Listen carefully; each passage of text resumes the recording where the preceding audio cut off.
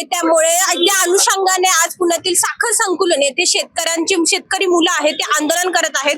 नेमक्या त्यांच्या मागण्या काय आहे आपण जाणून घेणार आहोत. दादा, तुम्ही आंदोलन करता या ठिकाणी, काय मागण्या आहेत? आमची मागणी एवढीच आहे, साखरेचा भाव एवढा वाढलेला आहे तर ऊसाला प्रति टन किमान 7,000 रुपये भाव मिळावा एवढी आमची मागणी आहे. महाराष्ट्रातल्या वेगवेगळ्या भागातील शिकणारे विद्यार्थी पुण्यामधले इथं आम्ही जमलेलो आहोत आणि या पुण्यभूमीतून आम्हाला एक सरकारला इशारा द्यायचा आहे की तुम्ही आत्ताच जागे व्हा, नाहीतर या आंदोलनाचे पडसाद पूर्ण महाराष्ट्रभर उमटतील. तुमच्या परिवाराला काय समस्या सहन कराव्या लागतात साखरेचा दर वाढल्यामुळे? समस्या म्हणजे आम्ही शिक्षणासाठी पुण्यामध्ये राहतोय, घर खर्च कसा भागवायचा, शेतकऱ्यामुळे एकदम मोठं संकट निसर्गाचं आहे, निसर्ग साथ देत नाहीये. मग या सर्व समस्यांना शेतकऱ्यांनी कसं तोंड द्यायचं याचा विचार थोडासा सरकारने करायला पाहिजे. शेतकऱ्यांचे प्रश्न सरकार का दुर्लक्ष करते, काय असं कारण वाटते? नेहमीच शेतकऱ्यांची दिशाभूल करणार हे सरकार आहे. प्रत्येक वेळी आपण बघतो, प्रत्येक वेळी हाच खेळ चालू आहे. तेवढ्यापुरती तेवढं काहीतरी बोलायचं आणि नंतर सगळा विषय तिथंच हे करून द्यायचा, असा प्रकारे दिशाभूल प्रत्येक वेळी शेतकऱ्याची सरकार करत आहे. आणि आमची मागणी एवढीच आहे की सरकारने याकडे लक्ष द्यावं आणि साखरेचा भाव जसा वाढला आहे तसा ऊसाचा भाव कमीत कमी 7,000 रुपये टन भाव ऊसाला द्यावा अशी आमची मागणी आहे. सरकार तुमचं ऐकलं असं वाटतंय? नक्कीच ऐकावं लागेल आणि नाही ऐकलं तर याचे आम्ही आधीच बोलल्याप्रमाणे याचे पडसाद महाराष्ट्रभर उमटतील. नक्कीच काय होणार जर तुम्ही ह्या तुमच्या मागण्या पूर्ण नाही झाल्या, त्या पुढची काय असणार आहे भूमिका? आमची भूमिका ही असणार आहे, आम्ही इथून वेगवेगळ्या ठिकाणी आंदोलन करणार आहोत आणि जर वेळ आलीच तर मुख्यमंत्र्यांच्या बंगल्याला बाहेर देखील आम्ही आंदोलन करायला तयार आहोत. वेगवेगळे विद्यार्थी आहेत, सर्व शिकणारे विद्यार्थी आहेत, सुशिक्षित आहेत. जर तुम्ही या सुशिक्षित विद्यार्थ्यांचं ऐकणार नसाल तर आमच्या शेतकरी बापाचं तुम्ही कधी ऐकणार आहात?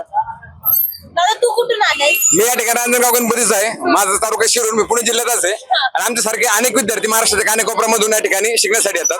आपल्याकडे मॅम विषय असा पडतो की आपल्याकडे एकाकडे इथेनॉलचा रेट वाढतोय, इथेनॉलचं जरी आपण प्रोडक्शन जर वाढत असलं तरी पेट्रोलचा दर आपल्याला कमी होताना दिसत नाही. आम्हा शेतकऱ्याला एवढं पण समाधान नाही की आम्ही पेट्रोलचा दर कमी करू शकलो.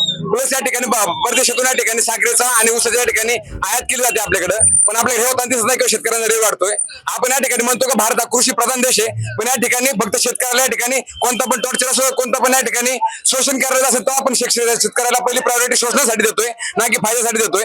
या ठिकाणी आपल्याला साखरेचा रेट वाढताना दिसतात, प्रत्येक गोष्टीचा रेट वाढताना दिसतात, पण शेतकऱ्याकडे 1 रुपया पण जास्त जाताना दिसत नाही. आमच्यासारखे कित्येक विद्यार्थ्यांचं या ठिकाणी सगळं घर पोट पाणी सगळं या ठिकाणी ऊसावर चालतंय आणि या ठिकाणी बाकीचे रेट वाढून सुद्धा जर ऊसाचा दर आम्हाला मान्य दर वाढून भेटत नसेल तर आमच्यासारख्या शेतकऱ्या पुत्रांनी करायचं काय? कधी नव्हतं आमच्या या ठिकाणी रेट वाढतोय तर रेट कार्ड वाढून साखर बाहेर या ठिकाणी रेट वाढून विकली जाते, पण आमच्या ऊसाला ठिकाणी भाव भेटत नाही. सर्वसामान्य जनतेच्या ठिकाणी साखरेचा रेट वाढून त्याला महाग साखर घ्यायला लागते, पण शेतकऱ्याला ठिकाणी एवढा पण समाधान भेटत नाही की थोडंफार 5 रुपये किशे जास्त गेले जातात. त्या ठिकाणी आमच्या विद्यार्थ्यांचा एवढाच प्रयत्न आहे की आमच्या कसं म्हणजे प्रत्येक शेतकऱ्याला कसं या ठिकाणी रेट वाढून भेटेल आणि कशी शेतकऱ्याची दिवाळी चांगली केली जाईल. आता पण मॅम इकडे पाहिलं तर आमचे कित्येक वर्ष जुनी बिल या ठिकाणी क्लिअर झाले दिसत नाहीत. कित्येक ऊसतोडीचे कामगार करून तिकडे स्थलांतरित करतात, त्यांच्या पोटावर किती पाय बसतोय, पण त्यांच्या ठिकाणी त्यांच्या घरात 1 रुपया वाढत नाही, त्यांची मुलं बाळांचं शिक्षण या ठिकाणी टिकत नाही. तुम्ही जर रेट जर वाढवताय, बाकीचा रेट जर वाढवताय तर फक्त ती जी पूर्ण सायकल जी आहे ती सायकल तयार केलं जाणारी सायकल आहे, तर सायकलमध्ये प्रत्येक जण कमी कमी थोडेफार तर रुपये जर जास्त दिले जावं असा आमच्या सगळ्या विद्यार्थ्यांचा प्रयत्न आहे. आणि आम्ही सगळे विद्यार्थी मिळून हा प्रयत्न कसा महाराष्ट्र सरकारवर किंवा प्रत्येक साखर संकुल असेल, प्रत्येक साखर कारखाना असेल, प्रत्येक विभागात त्यांच्यापर्यंत पोहोचण्याचा आम्ही नक्कीच या ठिकाणी प्रयत्न करतोय. सरकार बोलतंय हे शेतकऱ्यांचं सरकार आहे, खरंच वाटतंय का? हे कित्येक वर्षापासून या ठिकाणी म्हणलं जातं की सरकार शेतकऱ्यांचं आहे, पण या ठिकाणी शेतकऱ्यांचा कधी या ठिकाणी फायदा केला जात नाही. प्रत्येक जण फक्त आम्हाला आश्वासन देतो का मतदान आम्हाला या ठिकाणी पाहतोय, पण शेतकऱ्याच्या खिशात 1-2 रुपये जास्त त्याचा कधी फायदा केला जात नाही. आदरणीय नितीन गडकरी साहेब पण म्हणले की प्रत्येक शेतकरी या ठिकाणी इथूनच प्रोडक्शन करेल, आपला शेतकरी या ठिकाणी फ्यूल तयार करेल किंवा शेतकऱ्याच्या शेतामध्ये या ठिकाणी पेट्रोल डिझेल तयार होईल, पण ते तयार झालं पण शेतकऱ्याच्या खिशात त्याचे पैसे कधी गेले नाही किंवा शेतकऱ्याच्या खिशात कधी त्याचे 1-2 रुपये गेले नाही. हे गेले तर फक्त आमचे कित्येक शेतकरी बांधवांना या ठिकाणी आत्महत्या झाल्यात, कित्येक शेतकऱ्यांची मुलं या ठिकाणी कमी पैशांमुळे शिक्षण घेऊ शकत नाही. आमच्यासारखे कित्येक आई वडिलांचे पोटाला चिमटे काढून आम्हाला ठिकाणी पुण्याला शिकायला पाठवतात. ते सगळ्या विद्यार्थ्यांना आम्हाला त्या गोष्टी जाणे आणि आमच्यासारखे कित्येक विद्यार्थी महाराष्ट्र कानाकोपऱ्यामधून जर ती मागणी पूर्ण झाली नाही तर प्रत्येक महाराष्ट्र कानाकोपऱ्यातून या ठिकाणी आंदोलन केले जाते. एवढंच आम्ही या ठिकाणी आव्हान देतो. आमची फक्त विनंती एवढीच आहे की शेतकऱ्यांच्या फक्त पिकाला थोडाफार हमी जास्त भाव भेटावा, बिल सगळे जास्त बिल पूर्णपणे पूर्ण करण्यात यावी आणि प्रत्येक समाजाला प्रत्येक घटकापर्यंत जो पूर्ण सायकल जी असते ऊसाची त्यांच्यापर्यंत या ठिकाणी हमी भाव वाढावा आणि हे भेटावी, त्यासाठी हमी भाव भेटावा शेतीसाठी. तुम्ही निवेदन दिले का आतमध्ये?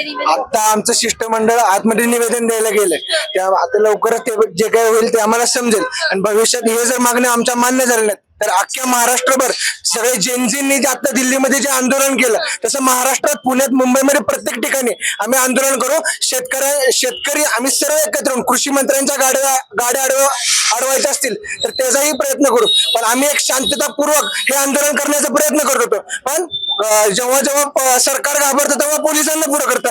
यावेळेस पण तसंच झालेलं आहे आणि पोलिसांना समोर करून आम्हाला कुठेतरी दाबण्याचा प्रयत्न केला. पण तसं होऊ न देता आम्ही भविष्यात जर आमच्या मागण्या मान्य नाही झाल्या तर महाराष्ट्रभरात तीव्र निषेध आम्ही जाहीर करू. आणि आमचा जर आणि पाहायला गेलं तर शेखर गायकवाड माजी आयुक्त हे साखर संकुलचे त्यांनी असं सांगितलं होतं की मागच्या वर्षी 50 लाख टन ऊस हा इथेनॉलकडे वळवला गेला आणि या 8 महिन्यात 35 लाख टन गेलाय. तर हा सगळा ऊस तिकडे जातोय पण शेतकऱ्यांच्या पिकाला कुठे भाव मिळतोय. तर या भाव मिळण्यासाठी साखर उत्पादन सगळं आहे पण आम्हाला भाव मिळणं हे महत्वाचं आहे.